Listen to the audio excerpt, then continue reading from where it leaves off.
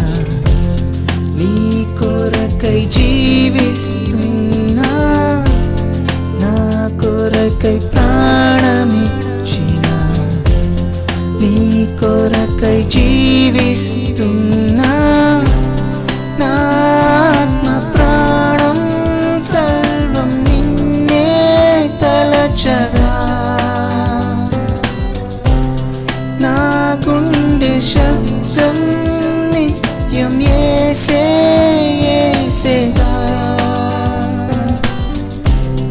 నా ఆత్మ ప్రాణం సర్వం నిన్నే తలచగా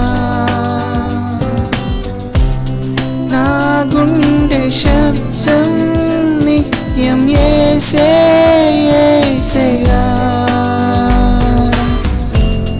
యేసుతో ఈ జీవితం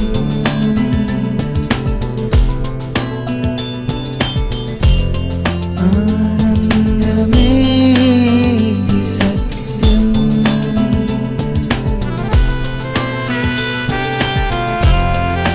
యేసుతో ఈ జీవితం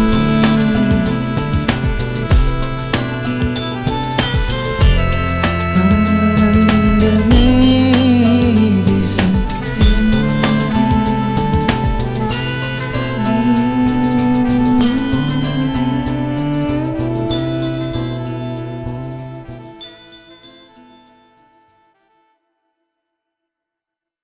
యేసులో ఆనందం ఇది శాశ్వతమైనది. ప్రతి సిగ్గుపడే వ్యక్తి, ప్రతి భయపడే వ్యక్తి, ప్రతి చేతకాని వ్యక్తి ఈ లోకంలో దేవుని కొరకు మహాశక్తిగా ఉండాలి అనుకుంటే, ఈ లోకంలో దేవుని కొరకు గొప్ప వాటిని చేపట్టాలి అంటే మొట్టమొదట ఆ వ్యక్తి చేయాల్సిందేటో తెలుసా? దేవుని యొక్క బలం మీద ఆధారపడాలి. దేవుని యొక్క వాక్యం ఏం చెప్తుందో తెలుసా? మనల్ని పంపించిన దేవుడు మనల్ని తన శక్తితో నింపి ఈ లోకంలో బలమైన శక్తులుగా నిలవబెట్టాలని దేవుడు కోరుకుంటున్నాడు. 102వ కీర్తన 23వ వచనంలో ఏమనుందంటే, నేను ప్రయాణము చేయుచుండగా ఆయన నా బలము కృంగజేసెను అనుంది. ఈ వాక్యం చదివినప్పుడు దేవా దీని ద్వారా నాకేం నేర్పిస్తున్నావు అని చెప్పి ఈ వాక్యం కోసం చూస్తూ ఉంటే అక్కడ ఏమనుందంటే, నేను ప్రయాణం చేయుచుండగా ఆయన నా బలము కృంగజేసెను అనుంది. చాలా తప్పు కదా? ఒక వ్యక్తి నడుచుకుంటూ వెళ్ళిపోతూ ఉంటే దేవుడంట ఆ వ్యక్తి యొక్క బలాన్ని లాగేశాడంట, ఆ వ్యక్తి యొక్క బలాన్ని కృంగదీశాడంట. దేవా ఎందుకు దేవా ఇలా చేసావు? ఒక వ్యక్తి నడుచుకుంటూ వెళ్ళిపోతుంటే ఎందుకు ఆ వ్యక్తి యొక్క బలాన్ని కృంగజేసావు అని అంటే అప్పుడు దేవుడు మాట్లాడాడు నాతో ఈ సందేశాన్ని. అక్కడ ఏమనుందో తెలుసా? నేను ప్రయాణము చేయుచుండగా. నేను అనేది ఎలా ఉంటుందండి? తెన్నగా నుంచి ఉంటుంది. నేను కదా. బైబిల్లో కానీ సమాజంలో కానీ మనం చూసినట్లయితే చాలామంది నేను చేశాను, నేను కట్టాను, నేను చేశాను, నేను ఉండబట్టి, నాకు తెలుసు కాబట్టి, నాకు వారు తెలుసు కాబట్టి, వీరు తెలుసు కాబట్టి అని నేను అనే కొంతమంది ఐ స్పెషలిస్టులు ఉంటారట. ఐ స్పెషలిస్ట్ అంటే కంటి డాక్టర్లు కాదు, ఐ అనే స్పెషలిస్టులు కొంతమంది ఉంటారు. ప్రతిదానికి నేను అని అంటూ ఉంటారు. అటువంటి వారిని గురించి దేవుడు ఇక్కడ మాట్లాడాడు. నేను అనేవాడు ప్రయాణం చేస్తుంటే అంట దేవుడు ఆ వ్యక్తి యొక్క బలాన్ని కృంగదీశాడంట. ఎందుకు నేను అనేవాడు ప్రయాణం చేస్తుంటే దేవుడు బలాన్ని కృంగదీశాడు? ఈ రాత్రి దేవుడు నీతో కూడా మాట్లాడుతున్నాడు. ఒకవేళ నీ సామర్థ్యం మీద, నీ శక్తి మీద, నీ యొక్క తలాంతుల మీద నువ్వు ఆధారపడుతున్నట్లయితే నీవు కూడా జీవితంలో కృంగిపోతావు, ఓడిపోతావు. ఇక్కడ కూడా నేను అనేవాడు ప్రయాణం చేస్తుంటే దేవుడు ఎందుకు ఆ వ్యక్తి యొక్క బలాన్ని కృంగదీశాడు? ఒక స్పాంజ్ నిండా నీళ్లు ఉన్నాయనుకోండి, ఆ స్పాంజ్లోనికి మనం కొత్త నీరు తీసుకురావాలి. అప్పుడేం చేస్తాం? స్పాంజ్ గట్టిగా పిండేస్తే అందులో ఉన్న నీరంతా బయటకు వచ్చేస్తుంది. అప్పుడు ఆ స్పాంజ్ని బకెట్లో ఉన్న నీటిలో ముంచితే కొత్త నీటిని అది అబ్జర్వ్ చేస్తుంది. అలాగే దేవుడు ఎందుకు మనం ప్రయాణం చేస్తున్నప్పుడు, నేను అనేవాడు ప్రయాణం చేస్తున్నప్పుడు ఆ వ్యక్తి యొక్క బలాన్ని కృంగజేస్తున్నాడు అంటే, నేను అనేవాడు జీవితంలో ఏది సాధించలేడని, నేను అనేవాడు జీవితంలో ఓడిపోతాడని, నేను అనేవాని యొక్క శక్తి ఎప్పటికీ కూడా దేవుని యొక్క గొప్ప కార్యాలు చేపట్టడానికి చాలదని దేవుడు ఏం చేస్తాడంటే నేను అనేవాడి యొక్క బలం అంతటిని కృంగజేస్తాడు. ఎందుకంటే దేవుడు తన బలంతో మనల్ని నింపాలని కోరుకుంటున్నాడు. చప్పట్లు కూడా దేవుని నామమును మహిమపరుస్తాం. ఎందుకు స్పాంజ్లో ఉన్న నీరు లాగేస్తామంటే కొత్త నీటిని రావడం కోసం. అందుకే నేను అనేవాడు వెళ్తా ఉంటే దేవుడట ఆ వ్యక్తి యొక్క బలం అంతటిని కృంగదీశాడు. ఎందుకంటే దేవుడు తన బలంతో నింపాలని కోరుకుంటున్నాడు. అందుకని గలతీయులకు రాసిన పత్రిక 2వ అధ్యాయం 20వ వచనంలో పౌలు భక్తుడు ఏమని అంటున్నాడు తెలుసా? ఇకను జీవించువాడును నేను కాదు, సీ ఫర్ క్రైస్ట్. ఇకను జీవించువాడును నేను కాదు, క్రీస్తే నాయందు జీవించుచున్నాడు అని చెప్పి పౌలు భక్తుడు ఒక మంచి సందేశాన్ని మనకిచ్చాడు. ఈరోజు దేవుడు నీతో కూడా మాట్లాడుతున్నాడు. మన జీవితంలో మనం ఎవరిని ఆశ్రయం చేసుకొని జీవిస్తున్నాం? పౌలు భక్తుడు అంటున్నాడు ఇకను జీవించేవాడిని నేను కాదు, క్రీస్తే నాయందు జీవించున్నాడు. ఈ రాత్రి దేవుడు ఆయన పేరు పెట్టుకున్న ప్రతి ఒక్కరి జీవితంలో కూడా ఆయన తన బలంతో నింపాలని, ఆయనే మనలో ఉండి ఈ లోకంలో మనల్ని గొప్పవారిగా చేయాలని ఆయన ఆశపడుతున్నాడు. అందుకని బైబిల్ ఏమని చెప్తుందో తెలుసా? ఈ లోకంలో ఉన్నవాడి కంటే నాలో ఉన్నవాడు ఉన్నవాడు గొప్పవాడు. ఈ లోకంలో ఉన్నవాడు ఎవరో తెలుసా? సాతాను. అనేకసార్లు సాతాను గురించి చాలా మంది చాలా తక్కువగా ఆలోచిస్తూ ఉంటారు. కానీ అపవాదికి గొప్ప శక్తి ఉంది. అందుకని బైబిల్ ఏమని చెప్తుందంటే, ఈ లోకంలో ఉన్నవాడి కంటే నాలో ఉన్నవాడు గొప్పవాడు. అంటే ఏంటి? దేవుడు మాత్రమే సాతాను కంటే అన్ని విషయాల్లో గొప్పవాడు. ఇంకెవడు కూడా సాతాను కంటే గొప్పవాడు కాడు. అందుకనే మన జీవితంలో సాతాన్ని జయించాలి అంటే, అపవాది కార్యాలను జయించాలి అంటే, జీవితంలో వచ్చిన ప్రతి శ్రమను ఎదుర్కోవాలి అంటే, ప్రతి విషయంలో బలం కలిగి ఉండాలంటే మనం దేవుని యొక్క బలం మీద ఆధారపడాలి. దేవుడు అనేవాని మీద మనం ఆధారపడినప్పుడే ఈ లోకంలో ఉన్న సాతాను కార్యాలు, జీవితంలో ప్రతి పరిస్థితిని ఎదిరించగలిగే శక్తి గలవారంగా మనం అవుతాం. ఈ రాత్రి దేవుడు నీతోనే మాట్లాడుతున్నాడు. నీ జీవితంలో తెలివి జ్ఞానం ఏమీ లేని ఒక దద్దమ్మ అని అందరూ అంటుండొచ్చు. కానీ దేవుడు ఈ రోజున నీలాంటి వారిని దేవుడు తీసుకోవాలని కోరుకుంటున్నాడు. నిన్ను దేవుడు తన బలంతో నింపాలని కోరుకుంటున్నాడు. ఈ రోజు నీ జీవితంలో దేవుని యొక్క బలం మీద ఆధారపడే వ్యక్తిగా నువ్వు ఉన్నావా? ఒకసారి ఆలోచించండి. మన జీవితంలో ఎప్పుడైతే దేవుని యొక్క బలం వస్తుందో అప్పుడే మనం బలవంతులుగా ఉంటాం. కొరింథీయులకు రాసిన 2వ పత్రిక 12వ అధ్యాయం 9-10 వచనాలు మీరు చదివినట్లయితే, పౌలు భక్తుడు 3 సార్లు ప్రార్థన చేశాడు. దేవా, ఈ ముళ్ళు నాకు తీసేవా, ఈ బాధ నాకు తీసేవా అంటే దేవుడు అన్నాడు, పౌలు, నా కృప నీకు చాలు, నీ బలహీనత యందు నా బలము అధికమగుచున్నది అని చెప్పినప్పుడు పౌలు భక్తుడు అంటున్నాడు, కాగా క్రీస్తు శక్తి నా మీద నిలిచియుండు నిమిత్తము నేనెప్పుడు బలహీనుడనో అప్పుడే బలవంతుడు, నా బలహీనతల యందే బహుగా అతిశయపడుచున్నాను, నేనెప్పుడు బలహీనుడనో అప్పుడే బలవంతుడను. ఏమంటున్నాడండి? నేనెప్పుడు బలహీనుడనో అప్పుడే బలవంతుడను అని చెప్పి అంటున్నాడు. చూసారా, పౌలు భక్తుడు ఒక వాస్తవం తెలిసింది. అదేంటంటే, నాకు వచ్చిన ముళ్ళులు గుచ్చుకుంటున్నప్పుడు దాన్ని నేను జయించాలి అంటే దేవుని యొక్క శక్తి నా మీదకి దిగి రావాలి. అందుకే అన్నాడు, నేను ఎప్పుడు బలహీనుడనో అప్పుడే నేను బలవంతుడిని. నేను అనేవాడు బలహీనుడు అయిపోయినప్పుడు మాత్రమే ఆ వ్యక్తి గొప్ప బలవంతుడుగా మార్చబడతాడు. ప్రియమైన తమ్ముడు, చెల్లి, ఈరోజు నువ్వు దేవుని బలం మీద ఆధారపడే వ్యక్తిగా ఉన్నావా? లేకపోతే నీ సొంత బలం మీద, నీ సామర్థ్యం మీద, నీ డబ్బులు, ఆస్తి, పరపతి మీద నువ్వు ఆధారపడదామని అనుకుంటున్నావా? జీవితంలో దేవుని బలం మీద ఆధారపడిన వాడే వచ్చిన శ్రమల్లో నిలబడి తట్టుకొని దేవుని కొరకు బలంగా నిలబడతాడు. దేవుని యొక్క శక్తి చేత నింపబడలేని వాడు అర్ధాంతరంగా జీవితాన్ని ముగించుకుంటాడు. ఏమీ సాధించలేని దౌర్భాగ్య స్థితిలోనికి వెళ్ళిపోతాడు. అందుకనే దేవుడు తన ప్రజల్ని తన బలంతో నింపాలని కోరుకుంటున్నాడు. ఈ రోజు నీ జీవితంలో దేవుని యొక్క బలం మీద ఆధారపడాలనే మనస్సు నీకుందా? దేవుని యొక్క బలం మీద ఆధారపడినప్పుడు దేవుడు ఎటువంటి గొప్ప కార్యాలు చేస్తాడో అన్న అవగాహన నీకుందా? ఒక్కసారి ఆలోచించు. ఈరోజు దేవుడు నీతోనే మాట్లాడుతున్నాడు. నా జీవితంలో అనేక సార్లు నేను నా సొంత వారి మీద, నా మనుషుల మీద, చుట్టూ ఉండే వారి మీద నేను అనేక సార్లు ఆధారపడి నా జీవితంలో ఓడిపోయాను. కానీ నా జీవితంలో నేను ఎప్పుడైతే దేవుని బలం మీద ఆధారపడడం ప్రాక్టీస్ చేశానో అప్పటి నుంచి దేవుడు నా జీవితంలో తన బలాన్ని బట్టి నన్ను ఆశీర్వదించడం మొదలు పెట్టాడు. తన శక్తిని బట్టి నేను ఆలోచించేలా చేశాడు. ఈ రాత్రి దేవుడు మీతో కూడా మాట్లాడుతున్నాడు. మనం ఎప్పుడైతే దేవుని యొక్క బలం మీద ఆధారపడతామో అప్పుడు మన ఆలోచన విధానం మారిపోతుంది. మనం ఎప్పుడైతే దేవుని యొక్క బలంతో నింపబడతామో అప్పుడు మన చూపు మారిపోతుంది. మనం ఎప్పుడైతే దేవుని యొక్క బలం మీద ఆధారపడతామో ఆ రోజు నుంచి మనం మాట్లాడే మాటల్లో మార్పులు వస్తాయి. ఇంతకు ముందంతా నువ్వు నేను చేయలేను అంటావు. కానీ నువ్వు ఎప్పుడైతే దేవుని యొక్క బలంతో నింపబడతావో, నేను చేయగలను, నన్ను బలపరిచే క్రీస్తు ద్వారా అండం మొదలు పెడతావు. ఇంతకు ముందు నీ చూపులో నిరాశ కనబడుతుంది. కానీ నువ్వు దేవుని యొక్క బలం చేత నింపబడిన తర్వాత నిరీక్షణ కనబడుతుంది. ఇంతకు ముందు నువ్వు నడిచేటప్పుడు చాలా నీరసంగా వంగిపోతూ నేను అందరికంటే తక్కువ అన్నట్లుగా నడుస్తావు. కానీ నువ్వు దేవుని యొక్క బలంతో నింపబడిన తర్వాత నువ్వు దేవుని కుమారుడు వలె ఈ లోకంలో నడవడం అనేది నువ్వు చూస్తావు. ఇవన్నీ కూడా కేవలం దేవుని యొక్క బలంతో నింపబడినప్పుడు మాత్రమే సాధ్యం. ఈ రాత్రి పరిశుద్ధాత్మ దేవుడు నీతోనే మాట్లాడుతున్నాడు. జీవితంలో ఏది సాధించకుండా పోవాలనేది దేవుని యొక్క చిత్తం కాదు. నీకు ఇచ్చిన జీవితంతో దేవుని నామాన్ని మహింపరచాలని దేవుడు కోరుకుంటున్నాడు. కనుక ఈ రోజున నువ్వు దేవుని బలం మీద ఆధారపడే వ్యక్తివేనా? ఒకసారి ఆలోచించు. చాలా కాలం క్రితం నాకు కొంత డబ్బు అవసరమైంది.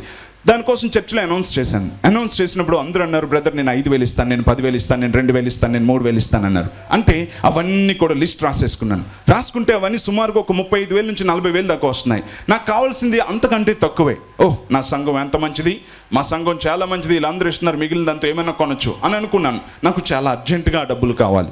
సో అలా చూస్తూ ఉండగానే వారందరూ ఇస్తారనుకుంటే వారం అయింది, నెల అయింది, 2 నెలలు అయింది, ఎవరు డబ్బులు ఇవ్వట్లేదు. వారు లిస్ట్ మాత్రం రాసుకుని రోజు వాళ్ళ కాసే చూస్తూ ఉన్నాను. ఎవరు డబ్బులు ఇవ్వట్లేదు. నాకు టెన్షన్ వస్తుంది. ఒకరోజు దేవుని సంధిలోకి వెళ్ళి ప్రార్థన చేయడం మొదలుపెట్టాను. బాబా, రేపు కనుక ఈ డబ్బులు ఇవ్వకపోతే నేను చర్చ్ కోసం కొన్న స్థలం తిరిగి వెనక్కి వెళ్ళిపోతుంది, ఈ డీల్ క్యాన్సిల్ అయిపోతుంది, ఇప్పటి వరకు నేను ఇచ్చిన డబ్బులు కూడా పోతాయి. నాకు చాలా టెన్షన్గా ఉంది ప్రభా, నాకు సహాయం చేయని నేను ఏడుస్తూ ప్రార్థన చేస్తుంటే అప్పుడు దేవుడు నాతో మాట్లాడుతున్నాడు, నువ్వు నీ బలం మీద ఆధారపడ్డావు కదా, నువ్వు మనుషుల మీద ఆధారపడ్డావు కదా, వాళ్ళని అడుగు, వాళ్ళే ఇస్తారు అని దేవుడు నాతో మాట్లాడాడు. ఎస్, చాలా తప్పు పని చేశాను నేను అని చెప్పి వెంటనే లిస్ట్ తీసి ఒక రెడ్ పెన్ తీసుకొని ఇంటికి కొట్టేశాను. చింపేసి డస్ట్బిన్లో పడేసి అప్పుడు అంటున్నాను, ప్రభువా ఇప్పుడు నీ బలం మీద నేను ఆధారపడుతున్నాను, నాకు రేపు ఉదయానికి డబ్బులు కావాలి దేవా, ఎవ్వరూ నాకు డబ్బులు ఇవ్వలేదు నాయన, నువ్వు అద్భుతం చేయి, నీ బలం మీద నేను ఆధారపడుతున్నానని ప్రార్థన చేశాను. అద్భుతం ఏంటో తెలుసా, ఆ రోజు ఉదయాన్నే 9 గంటలకు 1,05,000 రూపాయల చెక్ నాకు వచ్చిందండి. చప్పట్లు కొట్టి దేవుని నామాన్ని వేగంగా మహింపరుస్తాం. హల్లెలూయా! ఎంత గొప్ప దేవుడు. 1,05,000 రూపాయలు మొట్టమొదటి శాలరీ ఒక సహోదరుడు నాకు ఆ రోజు పంపించాడు. అంటే నేను దేవుని బలం మీద ఆధారపడినప్పుడు దేవుడు తన బలాన్ని బట్టి నన్ను దీవించాడు. మనుషుల మీద ఆధారపడినప్పుడు వాళ్ళు 35,000 నాకు కావాల్సిన దానికంటే ఎక్కువ ఇస్తున్నారని అనుకున్నాను, కానీ వారు అంత ఇవ్వలేకపోయారు. కానీ దేవుని బలం మీద ఆధారపడినప్పుడు దేవుడు తన శక్తిని బట్టి, తన సామర్థ్యాన్ని బట్టి, అడిగిన దానికంటే, ఊహించిన దానికంటే, ఎక్స్పెక్ట్ చేసిన దానికంటే బెస్ట్ దేవుడు నాకు ఇచ్చాడు. ఈ రాత్రి దేవుడు నీతో కూడా మాట్లాడుతున్నాడు. నువ్వు దేవుని బలం కోసం ఆధారపడినట్లయితే, దేవుని యొక్క బలంతో నింపబడ్డాన్ని నువ్వు ఇష్టపడేవాడు అయితే, నీ జీవితంలో దేవుడు అటువంటి గొప్ప కార్యాలు చేయడానికి ఇష్టపడుతున్నాడు. నీ జీవితంలో నువ్వు దేవుని యొక్క బలం మీద ఆధారపడాలని అనుకుంటున్నావా? దేవుని కొరకు గొప్ప వాటిని చేపట్టాలని అనుకుంటున్నావా? ప్రతిదానికి నేను చేయలేను, నా వల్ల కాదు అనే వ్యక్తిగా నువ్వు ఉన్నావా? నీ ద్వారా దేవుడు గొప్ప వాటిని చేయించాలని దేవుడు కోరుకుంటున్నాడు. నీ ద్వారా దేవుడు అసమానమైన కార్యాలు చేయించాలని దేవుడు కోరుకుంటున్నాడు. ఈ రోజు నీ జీవితంలో నువ్వు దేవుని యొక్క బలం మీద ఆధారపడే వ్యక్తిగా ఉన్నావా? ఒక్కసారి ఆలోచించు. మన జీవితంలో మనం దేవుని బలం మీద ఆధారపడాలి. మొదటి సమూయేలు గ్రంథం 17వ అధ్యాయం. అక్కడ జరిగిన సంఘటన ఏంటంటే, సౌలు రాజు అతని సైన్యం ఒకవైపు ఉన్నారు, ఒకవైపు ఏమొచ్చి ఆ యొక్క ఫిలిస్తీన్లు వారి తరపున వచ్చిన గొల్యాతు ఒకవైపు ఉన్నాడు. ఈ సౌలు రాజు సైన్యం అంతా ఇటువైపు ఉంటే, అటువైపు నుంచి వారు సిద్ధపడుతూ ఉంటే, సౌలు రాజు అనుకున్నాడు, రేపు ఉదయం మనం యుద్ధానికి వెళ్ళిపోవాలి, అందరూ రెడీగా ఉండండి అనుకున్నాడు. సడన్గా అటు నుంచి గొప్ప జనం రాలేదు, కానీ అందులో నుంచి ఒక వ్యక్తి వచ్చాడు. ఆ వ్యక్తి ఎవరో తెలుసా? గొల్యాతు. 9 అడుగుల 9 అంగుళాల ఎత్తు, 6 మూరల జానెడు. ఈ 9 అడుగుల 9 అంగుళాల ఎత్తున్న ఈ గొల్యాతు ఒక్కడే వచ్చి ఛాలెంజ్ చేయడం మొదలుపెట్టాడు. ఓ ఇశ్రాయేలు ప్రజలారా, నేను మిమ్మల్ని తృణీకరిస్తున్నాను. మీరెందుకు ఇంత పెద్ద రక్తపాతం అవసరం లేదు. మాలో నుంచి నేను ఒకడిని వచ్చాను, నేను ఫిలిస్తీన్ని, నేను గొల్యాతును. మీలో నుంచి ఒకడు రండి, నాతో ఎవరైనా జయిస్తే మేమందరం మీకు బానిసలం అయిపోతాం, లేకపోతే మీరు మాకు లొంగిపోండి అని చెప్పి సుమారుగా 40 రోజులుగా ప్రతి ఉదయం సాయంత్రం వచ్చి ఛాలెంజ్ చేస్తూనే ఉన్నాడు. దేవుని సైన్యం, దేవుని ప్రజలు అందరూ వణికిపోతూనే ఉన్నారు, ప్రతి ఒక్కరు భయపడుతూనే ఉన్నారు. అయితే ఒక రోజు వచ్చింది. ఆ రోజున దావీదు అన్నయ్యల్ని పలకరించడానికి అడవిలో నుంచి నడుచుకుంటూ వస్తూ ఉంటే, అదే సమయంలో ఈ 6 మూరల జానుడున్న పెద్ద పర్సనాలిటీ వచ్చి అక్కడ అడుగుతున్నాడు. ఏమని అంటున్నాడు తెలుసా? నా అంత చెడ్డవాడు ఎవడైనా ఫిలిస్తీన్లు ఎప్పుడైనా చూసారా అని అంటున్నాడంట. ఒక తర్జుమా చెప్తుంది, అంత చెడ్డవాడు ఈ యొక్క గొల్యాతు. ఈ గొల్యాతు ఛాలెంజ్ చేస్తున్నాడు, హే మీలో ఎవరికైనా దమ్ముంటే, ధైర్యం ఉంటే నన్ను జయించండి అని చెప్పి. సౌలు రాజు గడగడగడ వణికిపోతున్నాడు, సౌలు సైన్యం గడగడగడ వణికిపోతుంది. ఆ సమయంలో దావీదు అడవిలోంచి చిన్నగా వచ్చాడు, ఇలా చూశాడు. జీవము కలిగిన దేవుని సైన్యమును ఎదిరించుటకు సున్నతి లేని ఫిలిస్తీయుడు ఏ పాటి వాడు అన్నాడు. ఆ మాట విన్న అన్నయ్యలు వెంటనే వాడిని పిలుచుకొని వచ్చి, అరే ఏమనుకుంటున్నావురా నువ్వు? అడవిలో గొర్రెలు గాయడం అనుకుంటున్నావా? ఈ గొల్యాతు అంటే ఏమనుకుంటున్నారా? 6 మూరల జానుడు. ఒకసారి చూడు ఎంత పెద్ద పర్సనాలిటీయో. సౌలు రాజుకు భయం, దడ, వణుకు, యుద్ధం చేయలేకపోతున్నాడు, భయంతో ఉన్నాడు. సైన్యం అంతా భయంతో ఉంది. నోరు మూసుకో అని చెప్పన్నారు. కానీ దావీదులో ఉన్న పరిశుద్ధాత్మ దేవుడు దావీదును ఊరుకొనివ్వట్లేదు. మరలా మాట చెప్తా ఉంటే చివరికి సౌలు రాజు పిలిచాడు. బాబు వెళ్తావా? వెళ్తాను సార్, వాడిని చంపేస్తాను సార్ అని చెప్పన్నాడు. అంటే దేవునికి తోడై ఉన్నాడు, వెళ్ళబోయా అన్నాడు. ఇన్ఫర్మేషన్ వెళ్ళింది, రేపటి దినాన మా తరపు నుంచి ఒక శూరుడు వస్తున్నాడు అని చెప్పి. ఓకే అని చెప్పి గొల్యాతు కూడా అటు నుంచి వచ్చాడు. గొల్యాతు అనుకున్నాడు, వాళ్ళలో నుంచి ఎవరో ఒక పెద్ద పర్సనాలిటీ కాస్త హైట్ ఎక్కువ ఉన్నాడు ఏమైనా పంపించుంటారు, వాడిని ఎంతసేపు అనుకుంటా గొల్యాతు ఇటు నుంచి వస్తున్నాడు. దావీదు కూడా ఇటు నుంచి వస్తున్నాడు. ఇటు నుంచి వస్తూ ఉంటే గొల్యాతు అక్కడికి వచ్చి, ఎక్కడున్నాడు శూరుడు అని చెప్పి ఇలా చూస్తున్నాడు. ఇలా చూస్తుంటే ఎక్కడున్నాడు. వారు ఎంత చిన్నోడివి, కొర్రోడివి, నిన్ను బలిపశుని చేశారు, నిన్ను పక్షులకి అన్నిటికీ నేను ఆహారం కింద వేసేస్తాను అని చెప్పి అంటున్నాడు. దావీదు కూడా క్లోజప్లో ఒక్కసారి చూసి, వామ్మో ఏం తింటున్నావురా నాయనా, ఇంత బలం ఏంట్రా, ఎంత ఉన్నావేంటి, దూరం నుంచి వేసేది ఏదో కొట్టేయచ్చు అనుకున్నాను అన్నట్టుగా చూసి ఆ బలాన్ని చూశాడు ఒకసారి. చాలా బలవంతుడు. కానీ దావీదు ఆ యొక్క బలాన్ని చూసిన తర్వాత తన బలం కాస్త చూసుకున్నాడు. వీడి పర్సనాలిటీ ఎంత, మరి నా పర్సనాలిటీ ఏంటి అని చూసుకుంటే ఎంత ఉన్నాడు.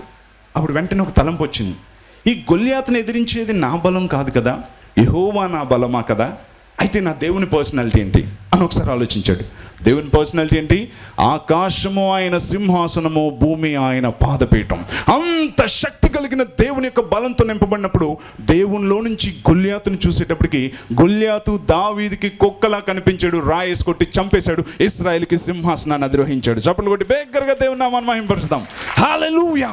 ఈ రోజున మీ జీవితంలో భయపెడుతున్న ప్రతి గొల్యాతు భయపడి పారిపోయే రోజు. హల్లెలూయా.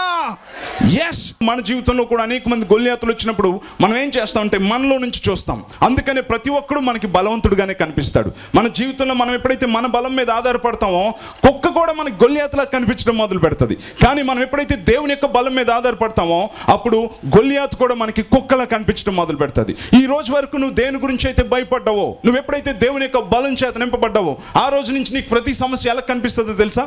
కుక్కలా కనిపిస్తుంది. దావీదుకున్న గొప్ప లక్షణం ఏంటంటే గొల్యాతు ఎంత బలవంతుడో దేవునికి చెప్పలేదు, దేవుడు ఎంత బలవంతుడో గొల్యాతుకు చెప్పాడు. అలాగే మన జీవితంలో కూడా మన దేవుడు ఎంత బలవంతుడో మనం జ్ఞాపకం చేసుకోవాలి. నువ్వు కూడా అడవిలో ఉండే ఒక వ్యక్తి లాంటి వాడు కావచ్చు, ఒక బలహీనుడు కావచ్చు, మనుషులందరూ నిన్ను తొక్కేయాలని అనుకోవచ్చు. కానీ నువ్వు దేవుని బలం మీద ఆధారపడే వ్యక్తి అయితే దావీదును దేవుడు ఏ విధంగా సింహాసనం మీదకి హెచ్చించాడో అలాగే దేవుడు నిన్ను నన్ను కూడా హెచ్చిస్తాడు. అందుకే ఈ రోజున మనం దేవుని యొక్క బలం మీద ఆధారపడే జనాంగంగా ఉన్నామో లేదో ఒక్కసారి పరీక్ష చేసుకుందాం. మీకు అందరికీ తెలుసు 1992, 96 ఆ ప్రాంతాల్లో మైక్ టైసన్ ఒక ప్రపంచ హెవీ వెయిట్ బాక్సింగ్ ఛాంపియన్ కదండి. ఈ ప్రపంచ హెవీ వెయిట్ బాక్సింగ్ ఛాంపియన్తో ఎవరు గెలవలేకపోయారు. అయితే 92, 93, 96 ఆ ప్రాంతాల్లో ఈ యొక్క మైక్ టైసన్ ప్రపంచానికి ఒక సవాల్ విసిరాడు. ఏంటో తెలుసా? నాతో జయించగలిగే దమ్ము సత్తా ఉన్న బలవంతుడు ఇంకెవడు లేడు అంటే ప్రపంచం అంతా అవును కరెక్టే, మైక్ టైసన్ ఎవరు జయించలేరు అని చెప్పి అనుకున్నాడు. ఆ సమయంలో యేసు క్రీస్తుని సొంత రక్షకుడిగా అంగీకరించిన ఎవాండర్ హోలీఫీల్డ్ అనే ఒక బాక్సర్ ఏమన్నాడో తెలుసా? మైక్ టైసన్ నేను జయిస్తాను అని చెప్పి అన్నాడు. అనగానే ప్రపంచం అందరూ ఊరుకో, నువ్వు ఓడిపోతావు అన్నాడు. లేదు, నేను జయిస్తాను అన్నాడు. ఒక రోజు వచ్చింది, ఒక డేట్ ఫిక్స్ చేశారు. ఆ రోజున ప్రపంచం అంతా టీవీలకు అతుక్కుపోయి కూర్చున్నారు. ఎందుకో తెలుసా? ఆ రోజున మైక్ టైసన్తో ఎవాండర్ హోలీఫీల్డ్ తలపడుతున్నాడు బాక్సింగ్లో. సో అందుకని ప్రపంచం అంతా కొన్ని కోట్ల డాలర్లు పందెం కాశారు. ఏమన్నా తెలుసా? మైక్ టైసన్ గెలుస్తాడు, ఎవాండర్ హోలీఫీల్డ్ ఓడిపోతాడు అని చెప్పి అందరూ కూడా పందెం కాశారు. ఈ పందెంలో ఎవ్వరూ కూడా ఎక్కువ మంది టైసనే గెలుస్తాడన్నాడు కానీ ఎవాండర్ హోలీఫీల్డ్ గెలుస్తారని ఏ ఒక్కరు కూడా చెప్పలేదు. అయితే ఆ సమయంలో రింగ్లోకి వచ్చినప్పుడు ప్రపంచమంతా టీవీ కాస్ట్ చూస్తున్నారు ఎలా చచ్చిపోతాడో ఎవాండర్ హోలీఫీల్డ్ అని. కానీ ఆ రోజున మైక్ టైసన్ ఏమంటున్నాడు తెలుసా? నిన్ను ఎలక నవ్వినట్టు నవ్వులేస్తా, నిన్ను తినేస్తా అని చెప్పి డైరెక్ట్గా అంటున్నాడు. అంటూ ఉంటే ఎవాండర్ హోలీఫీల్డ్ కూడా నోట్లో ఏదో సనుక్కుంటా ఉన్నాడు. అద్భుతం ఏంటో తెలుసా? ఈ ప్రపంచం తలచినట్లుగా అక్కడ జరగలేదు. కానీ ఆ రోజున 11వ రౌండ్లో 8వ సెకండ్లో సుమారుగా 8వ సెకండ్లో మైక్ టైసన్ని ఎవాండర్ హోలీఫీల్డ్ నేల కూల్చి ప్రపంచ హెవీ వెయిట్ బాక్సింగ్ ఛాంపియన్ అయ్యాడు. చప్పట్లు కూడా దేవుని నామమున మహిమపరుద్దామా? yes, హల్లెలూయా. ఆ రోజున మీడియా వాళ్ళందరూ వచ్చి ఎవాండర్ హోలీఫీల్డ్తో అడిగారు, ఎవాండర్ హోలీఫీల్డ్ నువ్వు చచ్చిపోతావని, నువ్వు ఓడిపోతావని ప్రపంచం అంతా పందెం కాసింది, నువ్వు ఎలా గెలిచావు అని చెప్పి అడిగారు. నీ బలానికి కారణం ఏంటి అని అంటే వెంటనే తన షర్ట్ ఇలా మడతపెట్టి ఈ యొక్క మైక్ టైసన్ని నేను జయించడానికి గల బలానికి సీక్రెట్ ఏంటో తెలుసా? చూడండి అని చెప్పి ఈ ఫైటింగ్కి వచ్చేటప్పుడు నేను ఒక వాక్యాన్ని కట్టుకున్నానని చెప్పి ఇలా మడతపెట్టి ఇక్కడ చూపించాడు. అక్కడ ఏమనుందో తెలుసా? నన్ను బలపరచు క్రీస్తు ద్వారా నేను సమస్తము చేయగలను. I can do all things through Christ who strengthens me. చెప్పులు కూడా దేవుని నామమున మహిమపరుస్తాం. వాడు నన్ను నవిలేస్తాను అంటుంటే నేను అన్నాను నా దేవుడు నన్ను బలపరిచినప్పుడు వాడిని కూలగొడతాను. అటువంటి దేవుని యొక్క శక్తి ఆ వ్యక్తి నింపబడ్డాడు. ఈ రోజుల్లో అనేక మంది అన్యజనులు దేవుని యొక్క బలం చేత నింపబడుతున్నారు, దేవుని యొక్క బలం మీద నమ్మకం ఉంచారు. కానీ దేవుని యొక్క ప్రజలు ఈ రోజున దేవుని మీద నమ్మకం ఉంచలేని దౌర్భాగ్య స్థితిలో ఉన్నారు. ఈ రోజున దేవుడు నీతోనే మాట్లాడుతున్నాడు. నీ జీవితంలో నువ్వు ఎప్పుడైతే దేవుని యొక్క బలం మీద ఆధారపడతావో నీ జీవితంలో గొప్ప వాటిని చేపట్టడమే కాదు, వచ్చిన ప్రతి పరిస్థితిని ఎదుర్కొనే శక్తివంతుడు నువ్వు అవుతావు. ఈ రోజులో సీక్రెట్ గురించి ఎవరైనా అడిగారు అనుకోండి, మీ ఎనర్జీకి సీక్రెట్ ఏంటి అని చెప్పి ఎవరైనా అడిగారు అనుకోండి, అడిగితే ఏమని చెప్తారు? Boost is the secret of my energy అని అంటారు. కానీ పౌలు భక్తుని కానీ దావీదు భక్తుని కానీ మీ యొక్క ఎనర్జీకి సీక్రెట్ ఏంటో తెలుసా అంటే Christ is the secret of my energy అని చెప్పి అంటారు. హల్లెలూయా. ఈ రోజున నీ సీక్రెట్ ఏంటి? యేసు క్రీస్తు యొక్క శక్తితో నువ్వు నింపబడ్డావా?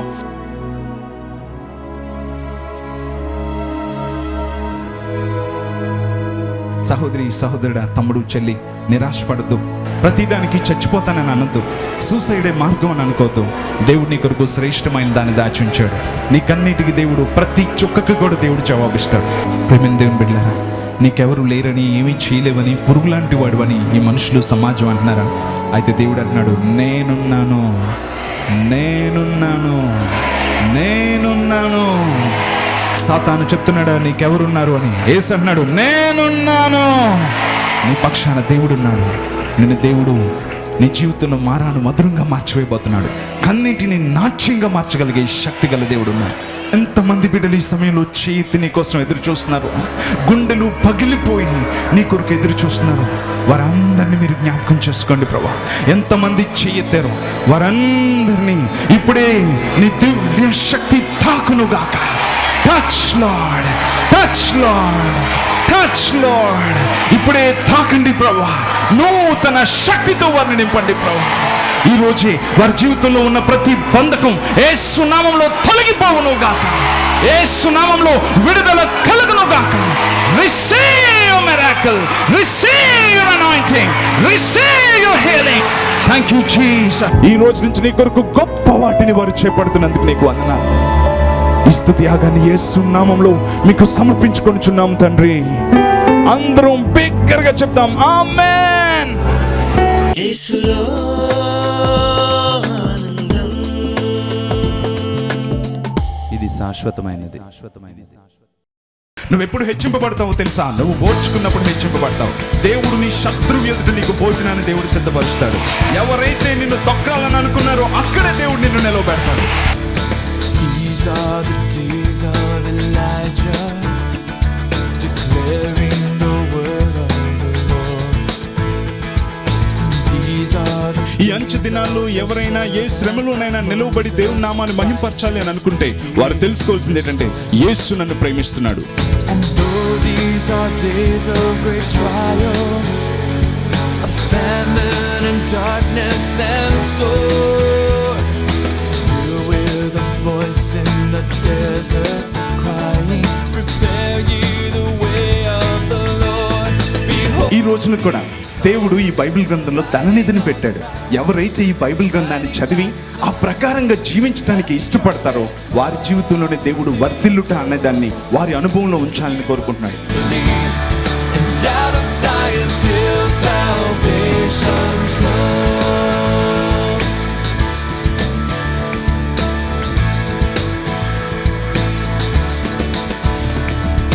These are the days of మా చిరునామా brother Samuel Karmoji miracle centre, plot number 70, door number 10-288-1/3, Visalakshi Nagar, main road, Visakhapatnam 530043.